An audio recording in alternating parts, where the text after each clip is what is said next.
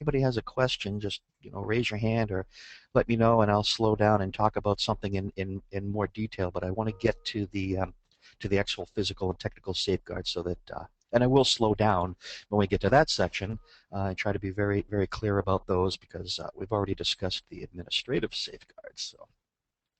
So we're going to talk about, just like I said, a brief overview of the security rule, and then the safeguards, and then we'll talk about some certain requirements or ideas for practices that outsource their EHR system. All right. So the privacy rule, everybody's familiar with. It's been around for a while. The security rule is really what we're talking about, the security rule portion of HIPAA, or what we're not calling the omnibus rule. And the security rule really relates directly to electronic PHI, protected health information, patient records in electronic form that are in electronic systems like our electronic health record systems and so forth, practice management systems and that type of thing. So that's what the security rule is all about, and the objectives of the security rule are: we need to, as practices, we need to protect the confidentiality, integrity, and availability of the information in those systems, specifically the individually identifiable patient records, or what we're calling EPHI, as you can see here. They want us to do that using 3 categories of controls or safeguards: administrative, physical, and technical. We already discussed administrative safeguards in a previous webinar, and now we're going to focus on physical and technical. Most of the safeguards in the rule are administrative, and we just barely got through it, as I recall, in the hour that we had. The physical and technical safeguards I combined because there's much fewer of them, and I'm pretty confident that we'll get through them all in the hour and still have some time for questions and answers. So we've got those 3 categories. We need to protect against reasonably anticipated threats and hazards to EPHI. That's basically as it's written in the security rule: protect against reasonably anticipated threats and hazards. Well, how do we know what are our reasonably anticipated threats and hazards? Well, that was we learned that by conducting our risk assessment, which was, I believe, the first Tech Hour webinar that we did 2-3 months ago, however long ago that was. So maybe we'll do another one of those again, because I think it's really, really important and helpful to understand the risk assessment process. So, and then protect against unpermitted uses and disclosures. Well, that's really how the security rule becomes sort of an enforcement of the privacy rule when it comes to electronic information. That's pretty much what that means. And then lastly, also specifically states that the rule wants us to ensure workforce compliance with the security rule, with the policies perhaps that we've implemented as administrative controls and physical and technical controls. Okie dokie. So the security rule is divided into, well, there are several standards under each of the categories, and then under each standard, and we're required to address it or meet each standard. Under each of many of the standards, there are, again, implementation specifications that are slightly more detailed descriptions of what's required within the standard. And under the implementation specifications, some of them are required, that we just have to meet them as they're described, and then some are what they call addressable, which doesn't mean that we don't have to do anything about them. It just means that we don't necessarily have to implement them as they are specifically described in the rule, but we still have to meet the standard that it talks about. And if we're not going to implement an addressable implementation specification, we need to document why it's not necessary for us. And usually you do that by stating something in the risk assessment, or something that the risk assessment concluded that it's just not a risk to your practice, and that implementation specification just isn't going to help anyways. So. And the security rule applies to all of us, all covered entities, regardless of whether we're a 7,000-bed hospital or a single practitioner office. We still need to protect the electronic patient information that we collect from our patients. Understandable. All right. So I told you I'd keep it brief. I did. Now we're going to talk about physical and technical controls. We'll start off with physical controls. Physical controls are, they're called physical because they're protecting physical access to the asset or resource that we're protecting. So we're talking about things like locked doors and the way that we position our computer screens so that, for example, people in the waiting room can't see the screen, see patient information on maybe somebody that's registering or checking in a patient. We don't want anybody but that person to be able to see the screen. Very important is preventing theft, because the theft of laptops and tablets and thumb drives containing EPHI is actually right now one of the main biggest #1 causes of unauthorized disclosures. So policies also can be physical controls. Physical controls will include documented policies and procedures.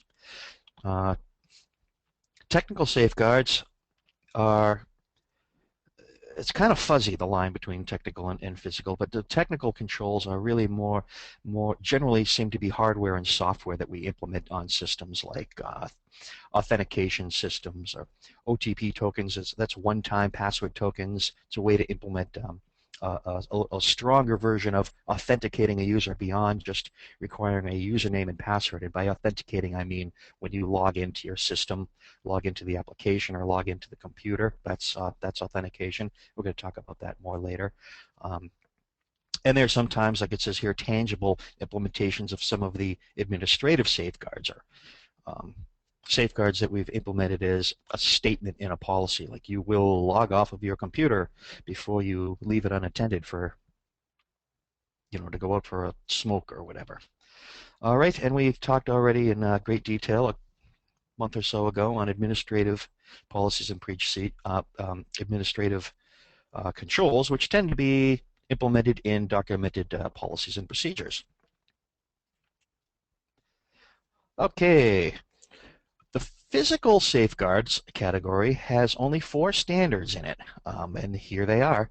Facility access controls is talking about how we are controlling physical access to the rooms and buildings or equipment racks that contain the systems that house EPHI, whether it's the actual databases for our EHR system or maybe just PDF files that have been scanned in from physical patient records, but anything that has individually identifiable patient information is EPHI and falls under this and must be protected with these controls. The facility access controls, locked doors.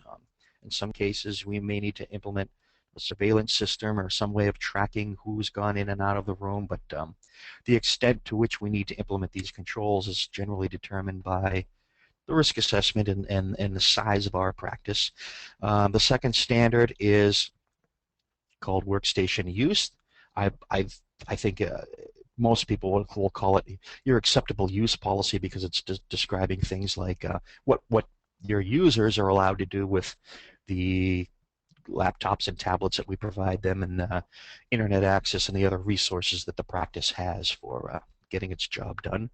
Workstation security, kind of similar to workstation use, but much less of being a policy. It's more the actual controls that are in place, in many cases, to enforce what we've stated in our workstation use policy. And the fourth and final physical safeguard is device and media controls, talking about physical access to mainly portable devices like thumb drives and USB drives and that type of thing. So we're going to talk in a little more detail on each of these. Facility access control. This statement here in double quotes is exactly as the standard is written in the security rule. Implement policies and procedures to limit physical access to electronic information systems and the facility or facilities in which they are housed, while so that's the confidentiality and integrity part. And then this last part of the statement, while ensuring that properly authorized access is allowed, remember we also need to ensure availability to these systems for the appropriate people. So pretty well written objective statement there for this control. So a facility is your offices, your sites, maybe remote data centers if you outsource some of your applications that process or transmit our EPHI. It also includes, if you remember from reading that quoted statement, the physical information systems themselves. So we need to have physical controls to secure access to them as well. For example, by locking equipment racks or locking monitors or access to the hard drives. So we don't want somebody to steal the hard drives out of our systems and walk away with our EPHI. That's physical access, and physical safeguards control that. Some examples of controls you might implement: simply having signs that depict what areas are restricted areas or authorized access only, that type of thing. Locking doors. I mean, that ideally, if we can house our systems in a separate room, lock the doors and give only authorized people keys to those rooms, and then that's ideal. I know that we can't always do that. Sometimes the systems are implemented also where physical records are stored or some kind of storage room and other people need access, but maybe we can put those systems in a locked rack. Keep that lock racked, so that rack locked rather, so that cleaning staff and that type of thing, that those type of people that are not necessarily authorized for access to those systems can't get access. Badge access systems commonly implemented in larger practices or hospitals. One of the great things about a badge access system, that's where you kind of just you get a badge and you can wave it in front of the door, and that unlocks the door for you. But the other great thing that does is it automatically logs access to those systems. So visitor control, maybe you have your visitors may need to sign in, and you keep those logs so you know who was in the building and had access to what on what date and time, in case you need to do some type of investigation or whatever. And you can identify, have the visitors wear some type of sticker or something that indicates that they are a visitor, and your other employees know that they're there and that they're probably not authorized to see a lot of stuff. So hopefully people will keep their eyes open and keep an eye on those folks. Alarm systems, motion sensors generally come into play, after the office is closed to protect the physical access to our assets during non-business hours. Surveillance systems, another way to, if you had to do an investigation later to figure out what went on, that may be overkill for some smaller practices, but it's still an example of a physical facility access control. A layered defense is always best, whether we're talking about administrative controls or physical or technical controls. Just for security in general, let's not rely on one thing. Locked doors, combined with a motion detector, some type of intruder alarm, is an example that I think everyone can relate to, of a layered defense, not relying on a single control. If somebody gets through the locked door, hopefully they're going to trigger an alarm, and one control has backed up the other, and the bad guy still gets busted, hopefully. So there are some implementation specifications under facility access controls, and here they are, the 4 of them. Contingency operations. So what if our facility becomes unavailable? Some terrible thing happens in our facility, a flood, who knows, and usually it's some type of natural cause.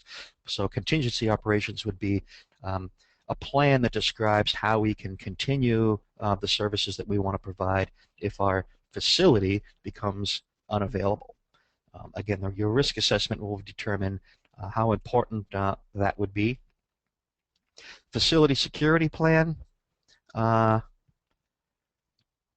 If we have a fairly complex facility access controls or facility where we have certain areas that are restricted, certain areas that are unrestricted, so that we can implement different layers of or different levels of controls for the different areas, we need to have a plan that describes which areas are which areas are more secure, and what controls are implemented there, and so forth. So that would be our facility security plan. Access control and validation procedures. Well, the access controls are the things like the locked doors that we mentioned.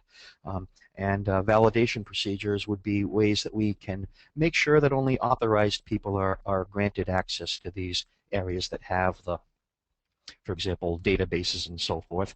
The badge access system is a great way of validating, because you would only give authorized people those badges, and when they use the badge, you know, hopefully it was that authorized person that got that access. Maintenance records are ways of making sure that the controls are properly maintained and having records of who is doing the maintenance and so forth. Generally considered overkill for some smaller practices. I guess you could kind of say that all of these would be overkill for many very smaller practices, but we still need to have facility access control. So we still need to basically secure our servers somehow. Hopefully, we at least have them in a locked room, and we can control who has the keys to those rooms. Another important thing I think to keep in mind when we're talking about facility access controls, and we mentioned how the importance of a layered approach to defenses. The facility access controls are effective when you're protecting assets that are located within the facility. If your employees are taking laptops that have EPHI home, well, you know, you just removed that layer of defense, and now you're going to be dependent on something else. You know, in that case, perhaps your workstation use policy. Also, backup tapes. A good backup program, and we talked about backups in under administrative safeguards. A good backup program would include taking copies of your backups off-site, so that, you know, again, if you have some type of disaster in your facility, you don't want that disaster to wipe out your backup tapes, because what good was it doing your backups if you can't use the tapes? If the tapes or whatever you use for backups get wiped out as well. But when you take them off-site, that also is a little bit of a risk. So we're going to talk about device and media controls, one of the other standards, physical safeguards, very soon. So that was facility access control. Workstation use policy. Again, I think of it as an acceptable use policy, and how you describe to your users what they're permitted and not permitted to do with the resources that you grant them access to. The phones that you give them, smartphones, tablets, laptops, that type of thing, but also the access that they get to the internet that you provide them, what they're allowed to do with that, because those are all risks, and they're all vectors or ways that people can expose EPHI in a way that they are not necessarily supposed to. So we need to control all of that. It sounds like an administrative safeguard, I know, but really this particular workstation use policy, the purpose of it is to describe or protect physical access to things like workstations. And one of the things that, like I mentioned earlier, you know, theft of laptops and tablets is really a major cause right now of unauthorized disclosures. So we need to do a good job of preventing theft of our workstations. Workstation security is you know, another physical safeguard standard. It kind of relates to workstation use policy in that the workstation security controls are controls that might enforce what we've stated in our policies. They are controls to prevent unauthorized physical access to workstations or thumb drives that might have EPHI, or CDs or DVDs, or anything that can house electronic patient information. So our workstation use policy should address, at a minimum, these things here. Who owns, you know, the laptops and internet access are owned by, you know, ABC practice. Were implemented so that our employees can do their jobs, and you might want to state to what degree you're going to allow your users to use those resources for personal or non-business related issues. Okay. Right to monitor means you need to come right out and let your users know that activity that they do on the network or on the practice's computers may be monitored. Your users should not assume that what they are doing is private. Okay, so you need to let them know that you have the right to monitor what's going on in order to protect the practice. Acceptable use of computing equipment. One of the biggest is, are you going to allow your users to take laptops home? Because that's clearly taking a bigger risk, and we need to figure out how we're going to secure those laptops when facility access controls are not protecting physical access to those devices anymore. Acceptable use of internet and the email system, very important. You need to decide if you're going to allow users to even send EPHI at all via email. Usually it's no, because, well, it's illegal really to send unencrypted EPHI via email. What people do on the internet is representative of your organization. You want people to use the internet in a professional manner and so forth. So, and there are plenty of examples out on the internet of good acceptable use policies, but an acceptable use policy is not a policy that I would skip in my information program. I really think it's pretty important to have that, and for all of your users to be trained on it and understand what your acceptable use policy is. Leaving workstations unattended is also a risk, obviously. This may be the policy where you come right out and say, don't leave your workstations unattended. Log out and then go have your lunch or whatever and come back and log back in. We're going to talk about some examples pretty soon under workstation security, some examples of controls that might help enforce this. One of my favorites is locking screensavers, so we'll talk about that in a bit. Bring your own device. We mentioned, are you going to allow users to take their laptops home? Well, are you going to allow your users to bring their own laptops in and connect them to your network? Are you going to allow your users to allow their smartphones, their iPhones and Droids and so forth to connect to your wireless LAN? Okay, because that's a risk that you need to understand and have controls for as well.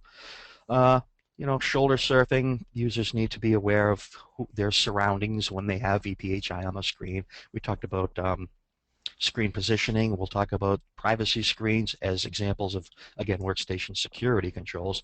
But as far as the policy goes, you want your users to be aware of who's around them when they have sensitive information on their screen. Is there somebody changing the light bulb in their office? Make sure that person is looking at your screen, or what we generally call shoulder surfing. So that brings us to our first audience participation poll question. So as I was writing about and talking about the risk of allowing your users to bring tablets and laptops and stuff home, I started to wonder, well, how many people, what percentage of our audience today allows users to take tablets home? So Tim, take it away. Yep, so here's our poll question. It's just simply, are users allowed in your practice to take laptops or tablets home? The question is yes, disks are encrypted. Yes, disks are not encrypted, but there's no EPHI. Yes, but disks are not encrypted, or no, you don't allow them to take home. For those of you, while you're answering that question, so when we talk about encrypted disks, this is a process that basically renders your hard drive useless if your laptop's stolen, if you don't have that password. When you boot your laptop up, it prompts you for a password, not your login password, but an actual password to access the hard disk. And if you don't have it, you can't get into the hard drive. You can't get into the computer. And even if you were to take that hard drive out of the computer and plug it into a different computer, like a tech guy might if he stole a laptop or took a laptop, that encryption would still render that laptop useless, because in order to access it, you have, or that hard drive useless, because you still have to have that password to be able to get in. So we've Yes, talked about, imagine how frustrating that is to the thief, Tim, that yeah. goes through all the trouble of stealing the laptop and you can't even boot the thing up. And that's Yep. a great control that we're going to talk about in a minute. So just that's what we're talking about. We're talking about encryption. So if we can get answer the question, and then we'll move on with our presentation. So here we go. It looks like we have our answers, and good 2/3 of our people are encrypted, which is great. And there's a third of our people that do not allow people to take their laptops at home, which is also a good control. So Chris, go ahead and take it back from there.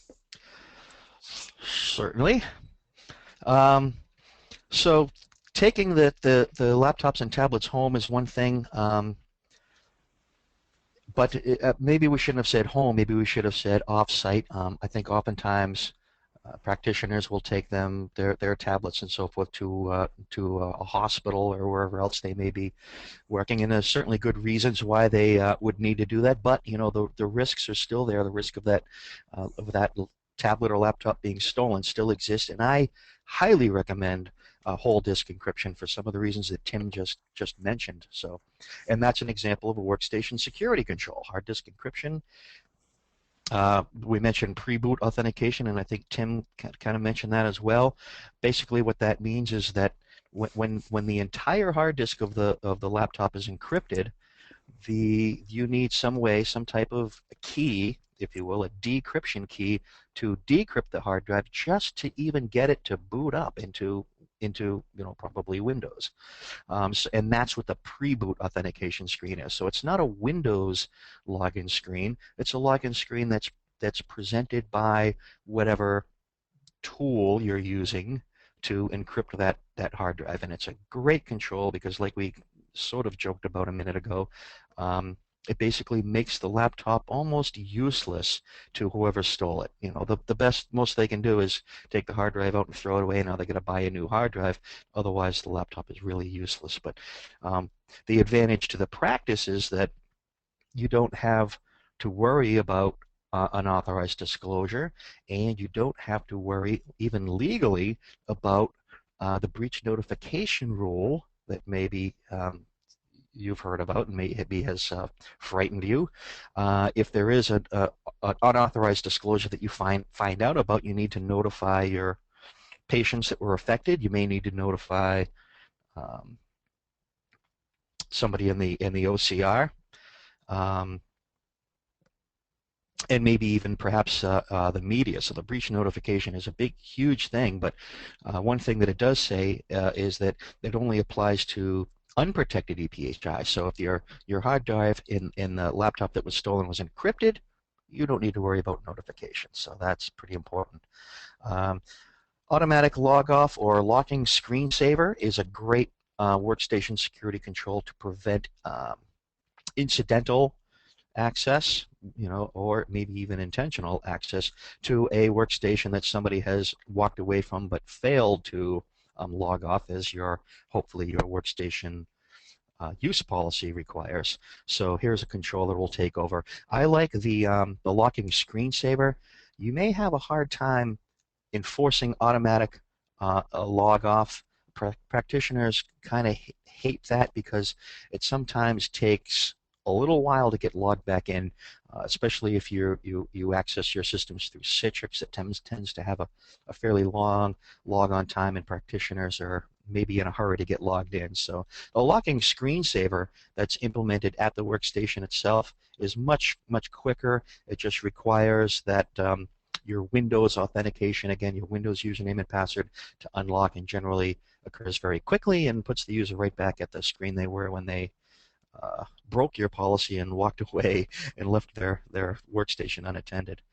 Privacy screens are things that you can put on your computer monitors, and it reduces the angle to which the screen is visible. So you kind of need to be looking right at the screen almost directly, and it makes it so that people that are to the left or right of you can't read the information on the screen. So in certain instances, depending on the location of the screens, those may be a type of security control that you might want to consider. Remote wipe that's an interesting one. I always get a kick out of this one. There actually are certain chips in many laptops that are sold today. I think it's called a TPC chip or something like that, a security device that would allow the contents of the hard drive to be erased remotely if the laptop were ever stolen. So if you're personally, I still recommend a whole disk encryption, and then you don't really need to worry about something like that. But the remote wipe is another example of a workstation security control. Another important one um, is not granting your users administrative rights to the workstations.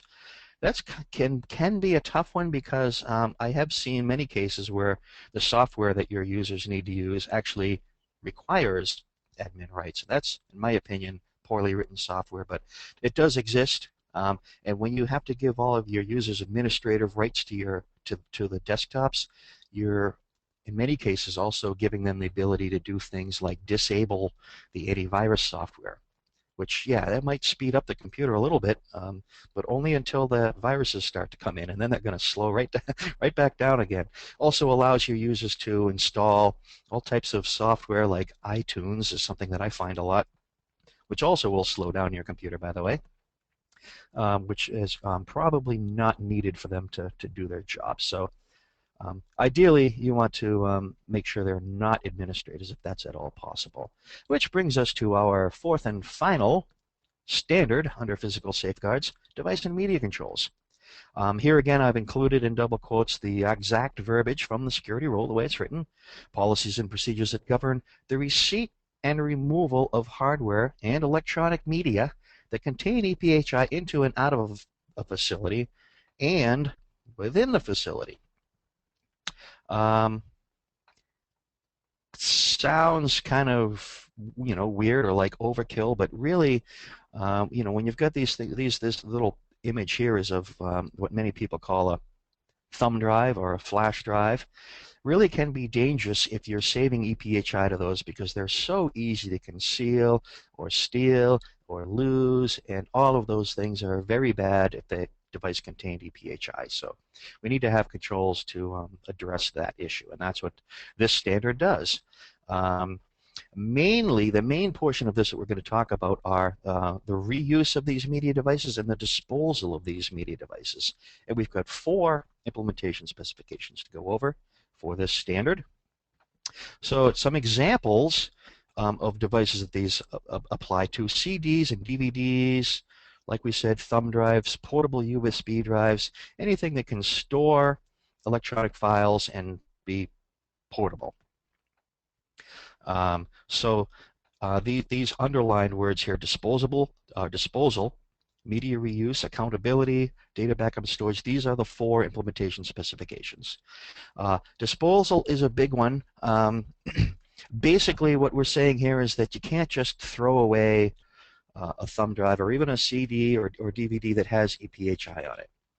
Not only that, just deleting the files off of that device is also not good enough, because when you delete something from a folder on your computer or from a folder on your flash drive, it really isn't removing the file from the flash drive. It's only removing the pointer to it. And I'm not even talking about the Windows recycle bin. Maybe you're familiar with the recycle bin, where you can actually go in and undelete something that you perhaps mistakenly deleted. That's another thing to consider, but that's not what I'm talking about. Even without that, even without the recycle bin, or if you remove everything in your recycle bin, it's still not removing the information of that file from the device or from that hard drive or from that flash drive. It's still there until the location on the device where that file was gets overwritten by something else. So proper disposal would be using some type of tool, and that there are tools out there that do this, that overwrite locations where files have been deleted multiple times, and to be legal, it has to be overwritten multiple times, that the file that was there cannot be recovered. Okay, there are entire books that have been been written about that, but there are even I've seen free tools out there that will overwrite those locations, but they'll take a while depending on the size of the storage device. Can take a while to run. So generally, what I see people doing, especially with hard drives, is instead of trying to erase them, they destroy the physical device literally with a sledgehammer or a drill or um, send it out to a company like Iron Mountain that does that, for a living, and they'll give you a COD or certificate of destruction to prove so that you have proof that the device was destroyed and that information can't be recovered. Reuse of media devices kind of similar.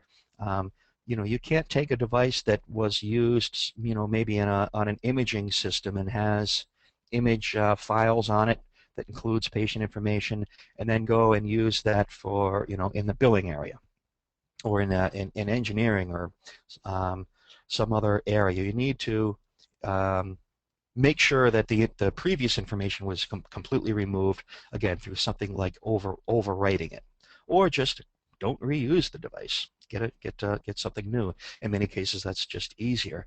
And those two implementation specifications are required, and they, again, really are important.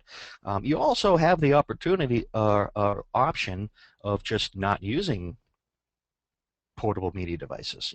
If you can get away with not storing EPHI on these devices, then even better. The two addressable ones are accountability. We need to track the movement of these devices. Handoffs from one department to another or from one user to another should be documented. You can kind of create sort of an auditable paper trail of where the device went. So if it did get lost, it makes it much easier for you to find out where it may have gotten lost or who was responsible for it, and maybe even be able to get the device back. The data backup and storage kind of addresses we talked about confidentiality and integrity and availability, the objectives of the security rule. This one kind of talks about the availability. We want to make sure that that EPHI is available to authorized people, so they are suggesting that we back up the information that's on a system before we relocate a system. Again, up to each individual practice in their risk assessment to determine whether that's appropriate for or not for your practice. And that is it for physical safeguards. There are a few technical safeguards that we're going to talk about now.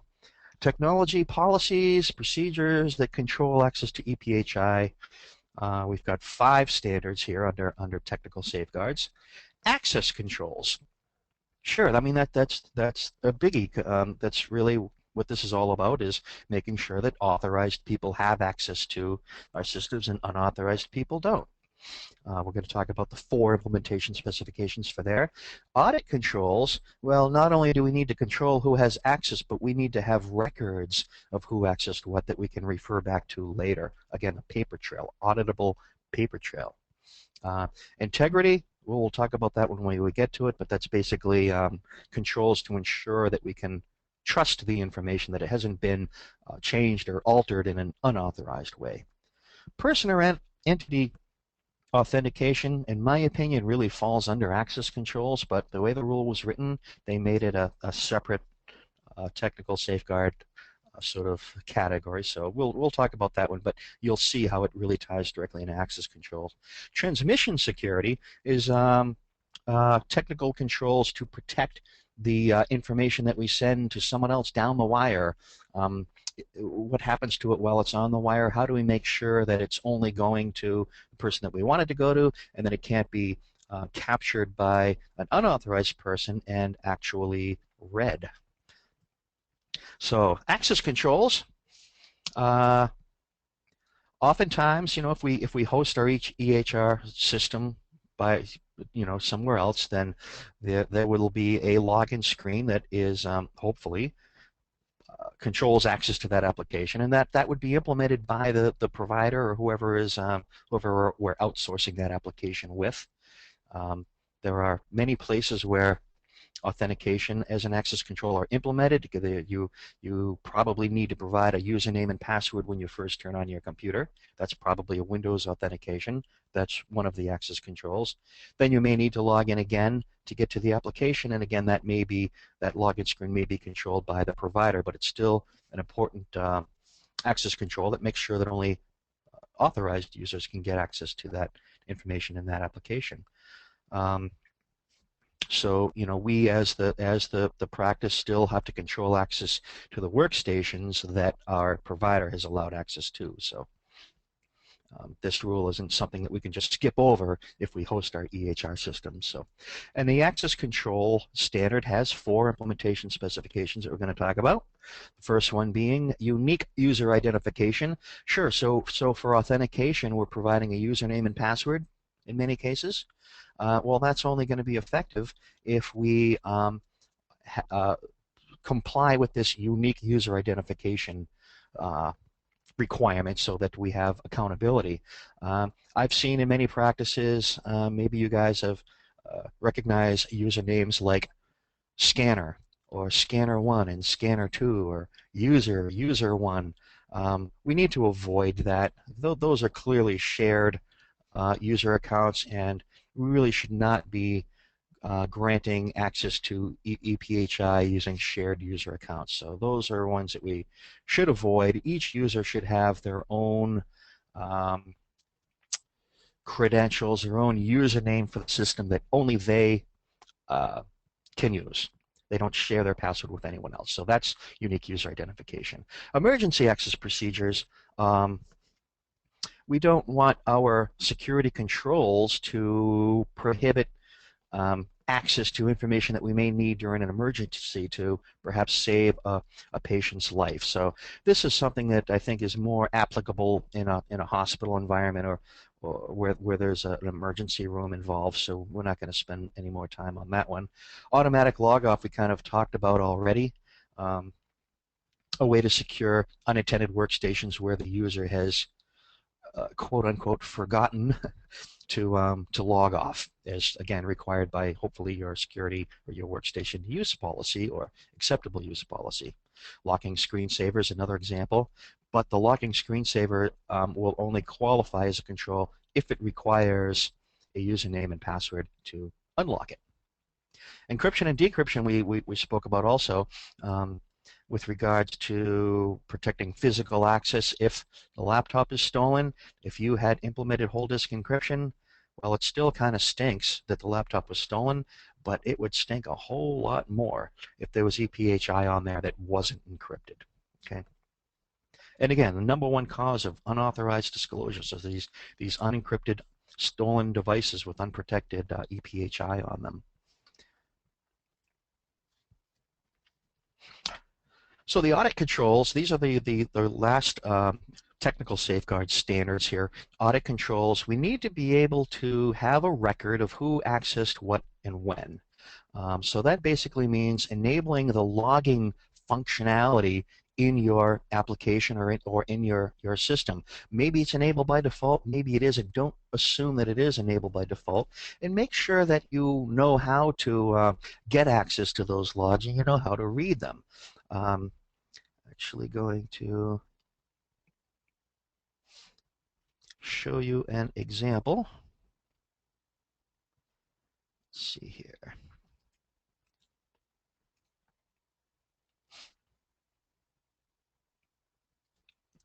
Of a patient access log here. This is from Centricity, from CPS. This is all made up from a demo database, but it's I just wanted to show it to you. This shows the date and time that this username, in this case admin demo, and what they did, they viewed patient data in the registration section of Centricity for the patient with this patient ID and this name, and there you go. If there's any question about maybe unauthorized change or disclosure of that record, you want to find who logged in as who is admin demo or who logged in as admin demo and talk to that person. So here's your paper trail. So just a quick example of that. Integrity. Integrity is, it's one of the three things that we need to protect overall with our patient records because of the security rule. We want to make sure that we can trust the information, that it hasn't been altered or modified or destroyed.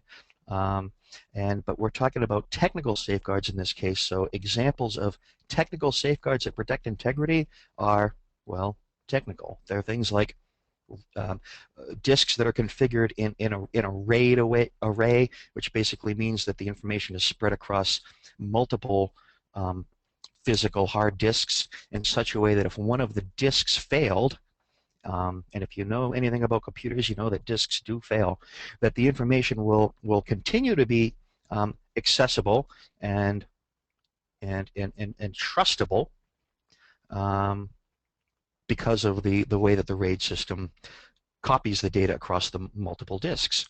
ECC RAM, when we're talking about RAM, we're talking about the memory, not the hard disk, but the memory where things run in your computer system.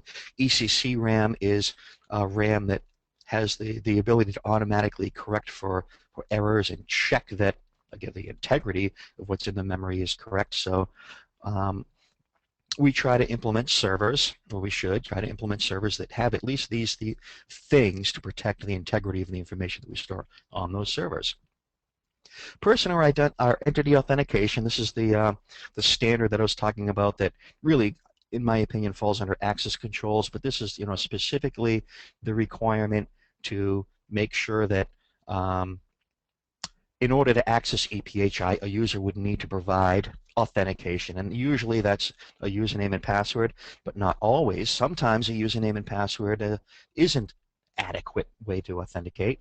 And we may need to go beyond that and require some multi-factor authentication.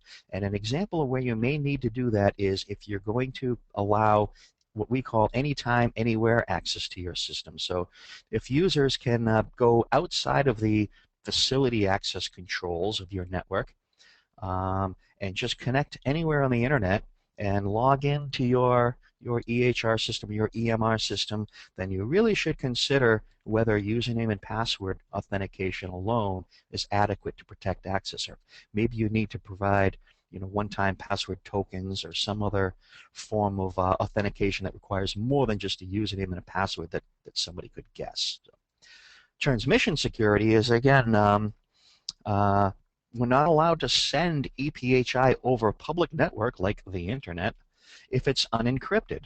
So ways that we encrypt that information, the most common way is through VPN tunnels, like an IPsec VPN tunnel, virtual private network. One of the things that a VPN tunnel does is it encrypts everything that's going through it. That also addresses, by the way, integrity, because if you've got fully implementing IPsec, it's actually authenticating to check the integrity of the information to make sure that it arrives the same way that it was sent. So VPN tunnels, highly recommended if you need to send sensitive information over to another office or another provider across the internet. And here's our last poll question. Jim?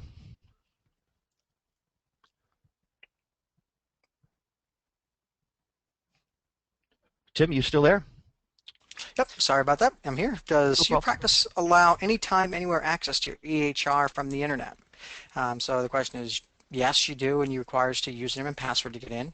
Or yes, you require two-factor authentication using some sort of hardware token. Or yes, it requires other than username and password or a hardware token. Or no, we don't allow access at all. So when we talk about these hardware tokens, what we're looking at is those little, sometimes they're from RSA or VeriSign. Hospitals give them out a lot, and they're just, usually it's a random string of numbers that change on a rotating basis, and you have to enter your username, your password, plus the current random string of numbers. That is your two-factor authentication with a hardware token. So if we can have everybody again answer the poll question, we'll see what the results are here.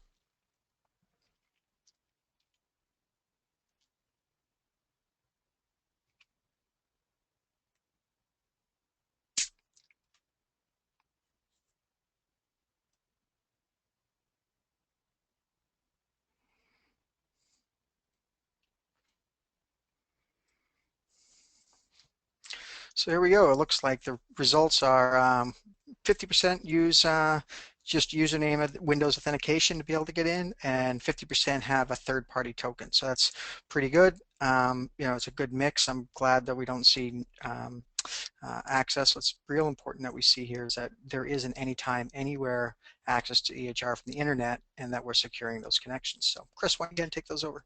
Sure, yeah. So if you're depending on just the username and password to authenticate, and again you're outside of the physical or facility access controls or the physical boundaries of your network, um, a password policy becomes even more important. You really need to make sure that your users aren't selecting passwords that can be guessed. So password policy, hugely important if you're going to trust just username and password for access to your organization.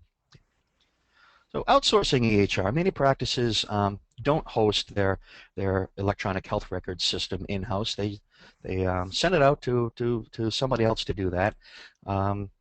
And when that's done, yeah, the ASP, the provider that you're hosting with, um, is going to implement many of the controls that we just talked about, but for as far as being responsible from a legal perspective, the practice is still the owner of that EPHI, even though it's hosted somewhere else, and is still responsible for addressing and having policies and procedures, and in many cases the controls, like controls for physical access to the workstations that have access to the hosted information. The practice is absolutely still responsible for all of that stuff. So please don't assume that just because you're hosting your EHR system that you don't need to worry about those controls. You do.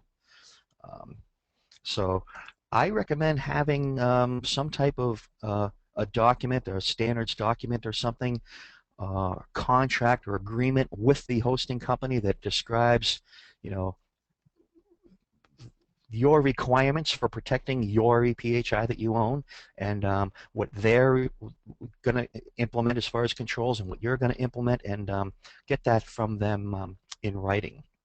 Okay, you will have a business associate agreement with them anyway. You're required to do that now. You could implement that verbiage in that document as well. Another thing to consider, let me just make sure I didn't miss a slide, and I did. When you're outsourcing your EHR, you're probably accessing that system through your internet connection. So now your internet connection is critical. So you need to consider whether one single connection is adequate or not. If that fails, your internet connection on your end fails, and you can't get access to the provider or to the system anymore, how much of an impact is that on your organization? Go through that drill, even if it's just in your head, and determine how much downtime is acceptable, and decide whether you need to implement something to prevent that or make it less likely from happening, or some kind of alternate connection to the internet. And if you're going to consider a second connection, make sure that you're not getting just another T1 circuit from Verizon, which is the same as what you had before, because those are probably going to come in on the same physical connection, and a backhoe attack or somebody hitting a light pole or something is going to take out both of those connections. So you want to diversify if possible if you're going to add a second internet connection. And we'll probably talk about that a little bit more next month when we talk about more detailed cybersecurity risks. And that's what this slide is talking about. When you are depending on your internet connection, you also are taking on additional risks when you connect your organization to the internet. So many of the scary threats that you're concerned about are coming from the internet. So make sure you've got at the very least a firewall implemented, and it's logging and so forth, because attackers on the internet, you don't know who they are. You have no way of knowing who they are. They're completely anonymous, and they could be coming from anywhere in the world. Russia, China, other countries where our laws in the U.S. don't apply to them. That's what we mean by geopolitical boundaries. So that's a huge challenge. So we need to manage those risks through network perimeter controls like firewalls and intrusion detection systems and so forth. So that is it. Saved just a little bit of time for Q&A. So let's see if we have any questions. Chris, thanks very much for there. Here's our contact information if anybody has any questions regarding the seminar so far while we're waiting for the questions to come in. There should be a little chat window in the bottom right hand side of your Citrix control, your GoToWebinar control panel, and you can type your question in there and we'll go ahead and answer it. If during this presentation or after you go back and look at your policies, you have some questions, feel free to email Chris or myself, and we can go ahead and get those answers for you, or have a phone call with you to see if we can get you the answers, and go from there. And then, Chris, do you have the slide with our next? Yeah. I was going to say while we're waiting for some questions to come in, here is next month's topic. Yeah, so here's our next month topic for people. If anybody's interested, we'll be doing our cybersecurity risks, and these are looking at all of our risks associated with once you connect your network to the internet. What are all the possible things you got to protect yourself from that's different than having a closed network? We should, if you're interested in that, we'll be doing it. Our standard is the second Tuesday of every month at noontime. We hold these tech hours. They're free, and if you have when you get the email for it, feel free to forward that to anybody you'd like. If you think somebody else might be interested in it, go ahead and forward it on to whoever you'd like. And we look forward to having everybody here. And at this point, it doesn't look like anybody has any questions. So we really, if down the road, like I said, you have some questions, please feel free to email Chris or myself. We can answer the questions for you, or give a call to you and get you the answers, or get you in contact with the person who has the answers for you. So with that, I'm going to say thank you so very much for attending our webinar, and we look forward to seeing you guys next month when we're discussing our cyber risks.